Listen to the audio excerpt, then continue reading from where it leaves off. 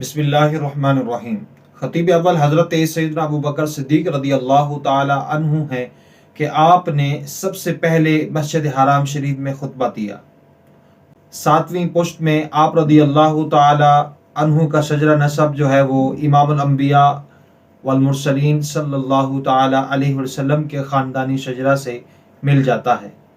آپ کے والد ماجد کا نام عثمان اور ان کی کنیت ابو قحافہ تھی، جبکہ والدہ ماجدہ کا نام سلمہ بنت سخر اور کنیت ام الخیر تھی۔ صدیق اکبر رضی اللہ تعالی فرماتے ہیں مجھے 3 باتیں پسند ہیں۔ فرمایا کیا؟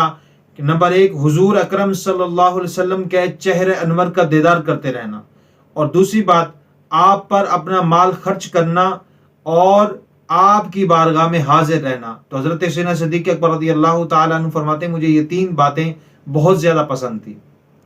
آپ رضی اللہ تعالیٰ عنہ نے 7 غلام خرید کر آزاد فرمائے۔ پیارے آقا مدینے والے مصطفیٰ صلی اللہ تعالی علیہ وسلم کی علالت کے دوران امیر المؤمنین حضرت سیدنا ابو بکر صدیق رضی اللہ تعالیٰ عنہ نے امامت کے فرائض سر انجام دیے۔ ہجرت مدینہ طیبہ کے وقت آپ ہی رحمت کونین سلطان دارین صلی اللہ علیہ وسلم کے رفیق سفر تھے۔ صرف آپ ہی رسول اللہ صلی اللہ تعالی علیہ وآلہ وسلم کے یار غار ہیں، اور حضور اکرم صلی اللہ تعالی علیہ وآلہ وسلم نے آپ ہی کو نماز پڑھانے کا حکم ارشاد فرمایا۔